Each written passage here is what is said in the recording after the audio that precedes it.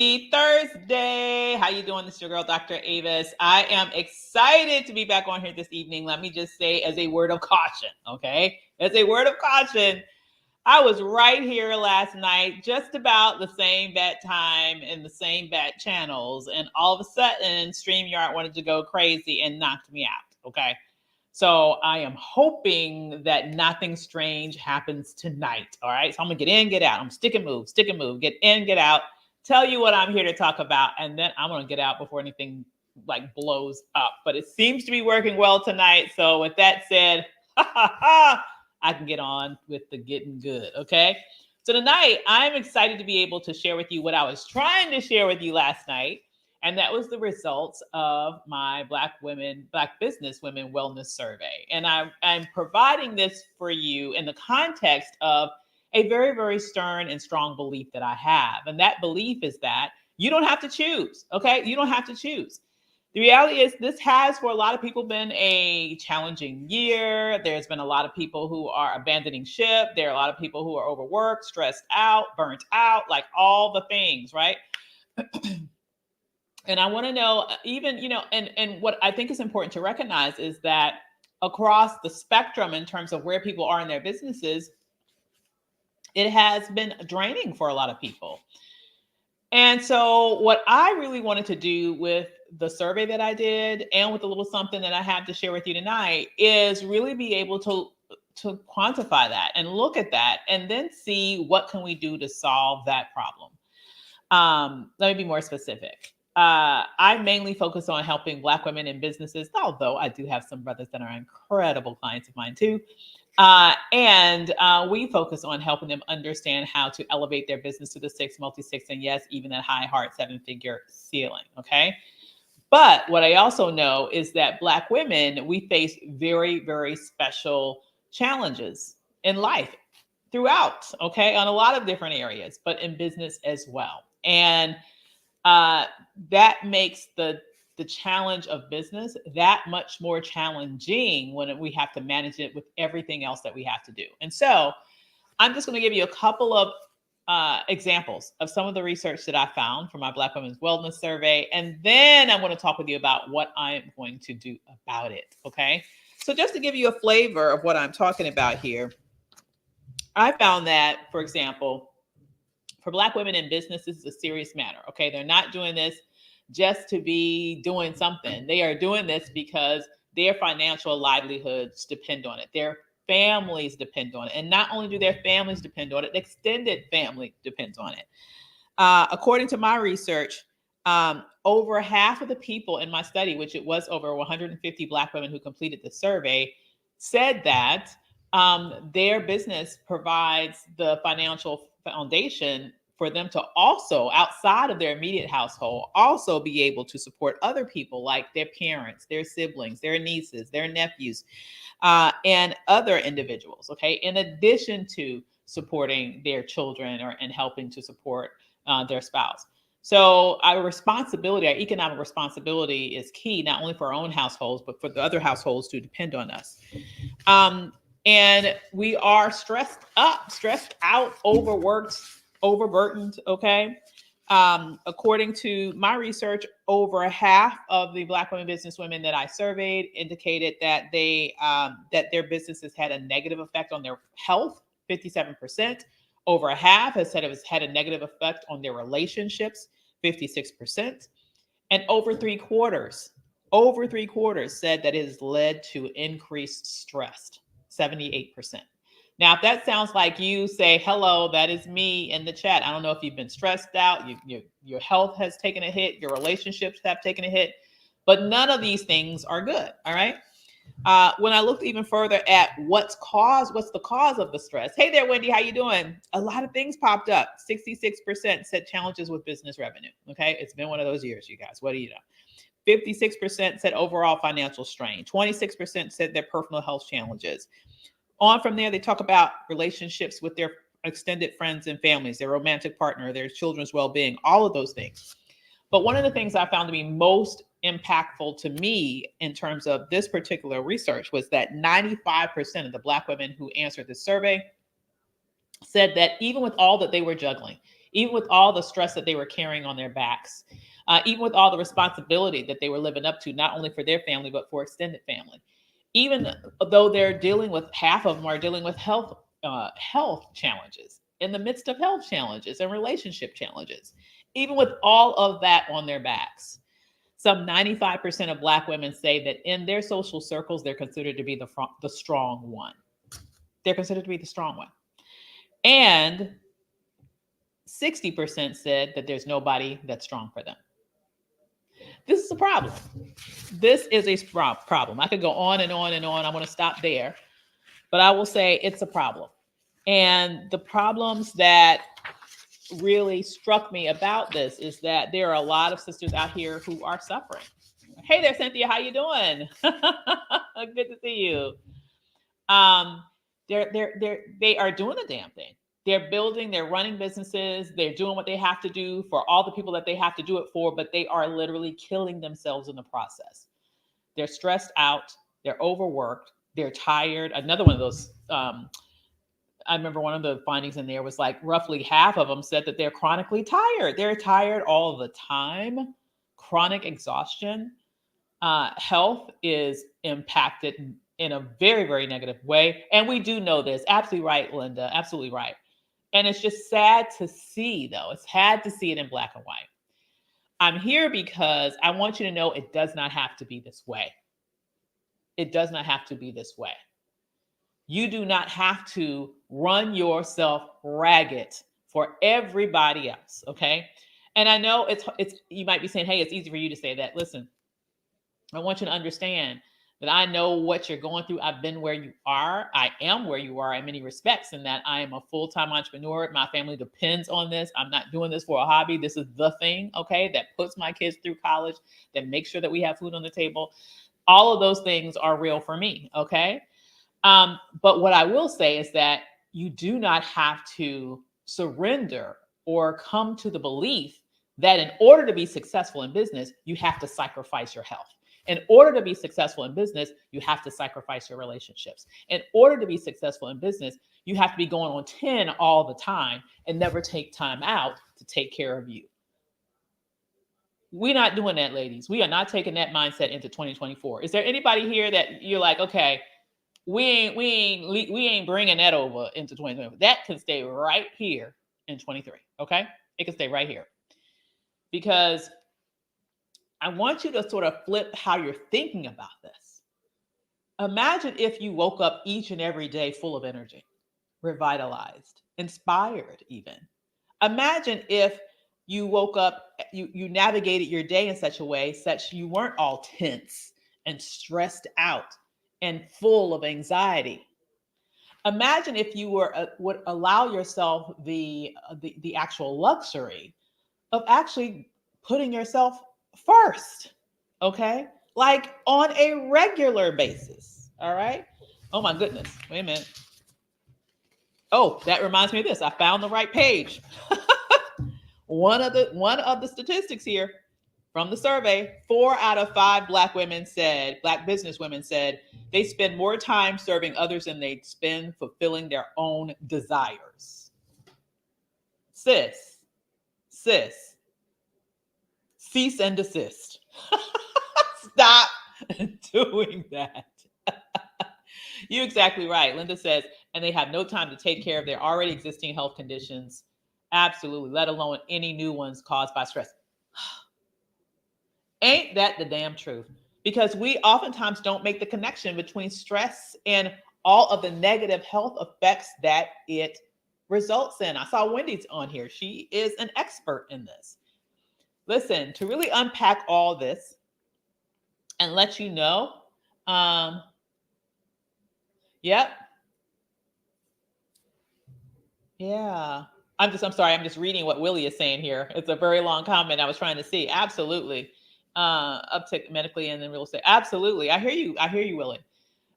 So really, as I was looking through all of these statistics, I'm the type of person where honestly, I spent a lot of my previous career before I started my business in the Washington, D.C. think tank space. So I'm used to writing reports. I'm used to doing surveys. I'm used to analyzing data. I'm used to doing all those things. But one of my pet peeves about operating in that space is that too often those reports really didn't result in action on the other side. It was an anatomy of the problem, but without providing any solutions. Okay. I mean, other than saying things in the report that ultimately weren't acted on, but that's a whole nother conversation. Okay. So I decided to do something different. I could come here and I can tell you the results of my Black women wellness, business women wellness survey, that many of the results I haven't even gone through here that are just as shocking as what I've shared. Or I can come here and talk about what needs to be done about it. And so I'm going to choose to do the latter. Okay. It is not enough to diagnose the problem. What's necessary is to walk towards a solution. All right. And so when I think about what's the solution for all this, I think about how we have to break out of the chains of these habitual practices of putting ourselves last, of deprioritizing those things that are actually critical, like our health, physical and mental, like our overall well-being, like our ability to experience pleasure and joy. Like all of that needs to be a part of life. And what I need you to understand is that that does not have to be counter to you building an uber successful business. In fact, I would argue that that comes first. Because you may build a business running yourself into a ground. You may build a very successful business running yourself into the ground, but eventually it's going to catch up with you. Eventually you are going to be overwhelmed, overburdened, stressed out, burnt out, and then what? If you want to have a successful business, and for those of you who already have a successful business, the way to make sure that it is sustained is to make sure that you pour into you such that you aren't stressing yourself out, so that you are making the experience enjoyable. And when you do that, when you organize your life in that way, you're going to make that condition, that level of success that you've received, more easily sustainable. It's not just about getting the 7 figures, ladies and gentlemen, it's about staying there. And staying there in a way that keeps you healthy, that keeps you happy, that keeps you full. To me, it's about a whole new redefinition of abundance. You've probably seen some of the posts that I've been putting up over the past several weeks, and a lot of the hashtags that I've been sort of sticking onto it is, abundance redefined. And it's because, honestly, I feel like we need to think about abundance in a different way. Even me. You guys know, if you've been following me for a minute, I talk a lot about normalizing Black abundance. And normally when I talk about that purely from a monetary perspective. But I want you to know, understanding how hard this year has been for folk, how hard it's been in many respects. Many of us are catching it in one way or the other in our business, okay? What I have come to find is that what will make you even more successful, and what will make you be able to sustain whatever success that you have in your business right now and grow it even higher, is to understand how to make your life around it conducive to your success, conducive to your ability to release stress, conducive to your ability to receive joy, conducive to your ability to not destroy relationships, but to build quality relationships, conducive to your ability to be able to take care of your health and not neglect your health. Like all of those things need to work together. You deserve an abundance of abundance. You deserve to have abundance abundantly in your life, in multiple ways in your life, throughout your life, all up and through your life, right? And so, you guys, absolutely, I do. So thank you, Cynthia. I appreciate that. And so what I did, you guys, to help with this, I produced a brand new ebook, and it's a free download. I'd love to share it with you. You can get it at abundanceredefined.com. Okay. That's abundanceredefined.com. And what that is about, it really lays out my perspectives on what I call holistic abundance. It's called A Black Woman's Guide to Holistic Abundance. And it's about being very intentional about creating a life that is abundant in a 365-degree way. It is, as Brianna says, about having a healthy mind, body, and spirit. It is about having healthy relationships in every way. It is about giving yourself permission to put you first and to prioritize your pleasure and your joy. It is about having all of those things in the midst of also having and growing a successful business, an uber successful business. And when you can do them both, my argument is that what you need to be looking to create in your life is not just a 7-figure business, but a 7-figure business and a 7-figure life. You can have it all, both and, not either more, not either or. Can't talk tonight, okay? So I'm not going to go into super deep detail about that tonight because I'm going to be on here, popping on here regularly to give you insights on what I mean by developing a 7-figure life. Because I know, for example, that we understand what a 7-figure business is. We're talking about reaching 7 figures as a monetary target, as a revenue goal. When I say a 7-figure life, I'm not talking about a revenue goal. I'm really talking about it from the perspective of, honestly, the meaning of the number 7. Okay. And if there's anybody here that's in any way into numerology or anything like that, you will know that the meaning of the number 7 is about completeness. It's about perfection. It's about being whole, right? And so really what I want is for you to figure out, how can you create a life that is reflective of that? Now, are you ever going to have a perfect life? I don't believe so. But you can have a whole life. You can have a fulfilled life. You can have a happy life. You can have a life that gives you peace, joy, freedom, and fulfillment. That to me is the target. And so I have laid out my path to what I call holistic abundance, and what the journey that I've been on over the past several years to be very intentional about putting together a life that allows this both and reality, and not an either or reality, and built in the design that I want and love and want for my space. And I just want you to have the freedom to know that you can do that too. All right. So feel free to download this free ebook. It's completely complimentary. Why? Because I believe you're exactly right, Cynthia. Cynthia says 7 is the number of completion. God created the universe in 6 days, and on the 7th day, he rested. Absolutely. Thank you, Willie. Thank you. And so I really want you to think about, okay, what can I do as we're going into a brand new year? I want you to think about, what can I do not only to reach my ultimate business goals, because that is not to be discounted. Like, I do believe that you should embrace your ambition, your goals, the success of your business. I am not at all discounting that. What I'm saying is that there's a better way to get there. What I'm saying is that there's a better way to stay there. What I'm saying is that there's a better way to enjoy it all along the way. What I'm saying is that it needs to be a part of your life and not all of your life. All right. And so if you want to experience this more holistic vision of success, then I want to definitely invite you to grab your copy of The Black Woman's Guide to Holistic Abundance. All you have to do is go to abundanceredefined.com, grab it, and give it a read, okay?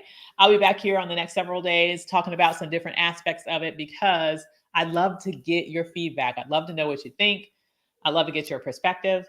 And I really want us to think about, how can we go into the new year with a broader perspective on how we want to even define success in 2024.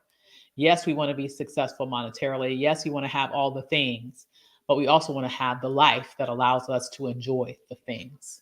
It does not do us any good if we create this business that allows us to have the trappings of success, but not have what we need in order to be able to enjoy them and so much more. So that really is the whole mission of me being on here tonight. I just wanted to be able to share with you some statistics around that survey. Thank you if you did participate in the Black Businesswoman Wellness Survey. I super appreciate you taking the time to complete the survey. You will see more findings from the survey in that ebook that I just mentioned. So definitely check out the ebook if you want to get a more complete description of those survey findings. But even more powerful, as part of that ebook, you're going to get my prescription around the 7 different pillars that you need to have in your life in order to experience holistic abundance. With that said, I hope you all have a wonderful evening, and I will check you out again later. Take care, guys. Good night. Thanks for dropping on. And I'm so glad that StreamYard acted like I had some sense tonight. Okay. Take care, guys. Bye.